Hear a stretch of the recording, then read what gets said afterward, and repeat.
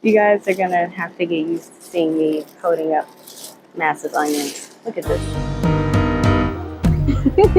Hey YouTube, welcome back to the channel. This video is full of garden chores and I'm so happy to have you come along with me. This is what you can expect to see in a Zone 9 Northeast Florida garden, at least for me. First, I'll harvest some onions and collard seeds that need to come out of these beds. And as you know, when there's a vacant spot in the garden, I have to add something there, so I'll share what I'm planting next. Then, we'll do some maintenance around the yard, like trellising my tomato plants and adding compost to the raised beds. And fair warning, this video is a little chaotic, but please bear with me. Oh man, storm's coming. I need to work fast. Let me show you some stuff. These red rock onions are ready to come out. Notice how they're large, but barely touching. That's because I gave them around 5 inches of spacing between each onion when I first planted them. You guys are gonna have to get used to seeing me coating up massive onions. Look at this. Where is my little harvesting bucket? I am kind of off track because I stopped to take a break and make dinner. All right, let's get started removing this collard plant.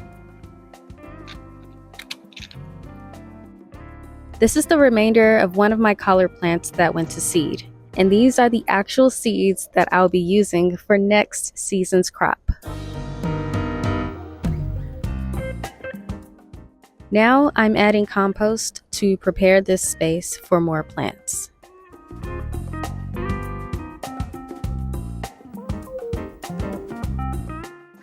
Okay, sprinklers are about to come on back here.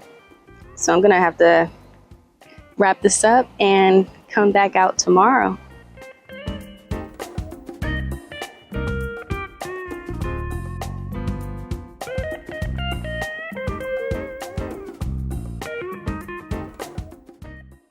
Alright, it is the next morning and I'm taking full advantage of an overcast day.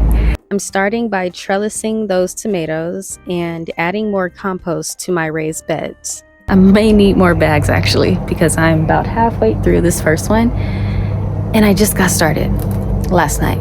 Once that's ready, I'll plant my new seedlings in that space. I have cucumbers, jalapenos, and echinacea. I will show you what all of that looks like and I'm excited to get started. So come with me.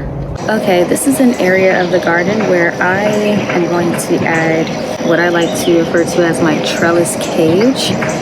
Essentially, it's a trellis and I used it in the past to grow cherry tomatoes. I'm using a trellis for my tomatoes so that they can grow vertically.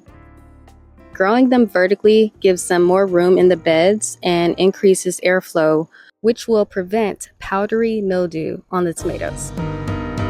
So right now, I'm just trying to get them onto the trellis by using a twist tie.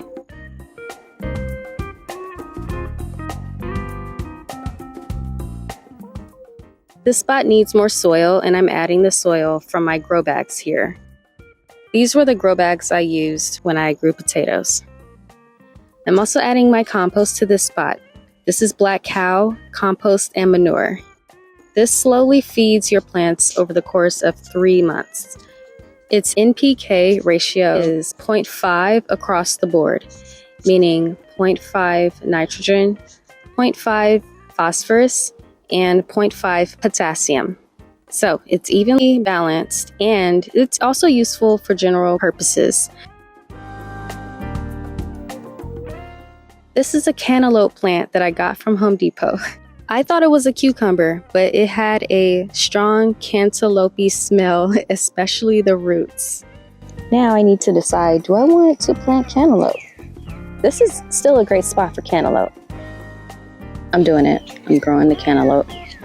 All right, so I need to separate these because these are actually 5 different plants, actually not including this little tiny seedling right here.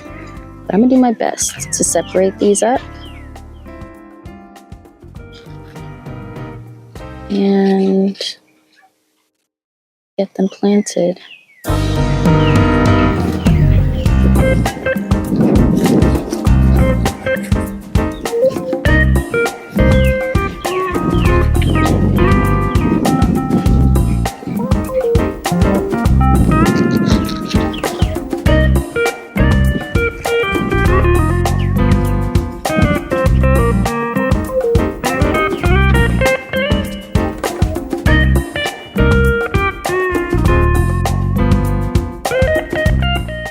I also planted a jalapeno nearby.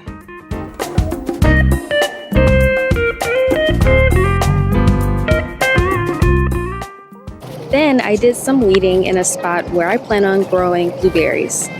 There's so much mint here, and although it smells amazing, it has to go. Finally, I get to grow my echinacea, and it will live in this pot for the time being.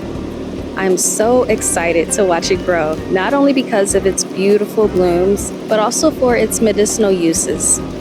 Comment and let me know how I can use echinacea from the garden. Thank you all so much for watching me perform these garden chores. Please like the video and subscribe to the channel. See y'all in the next one. Bye!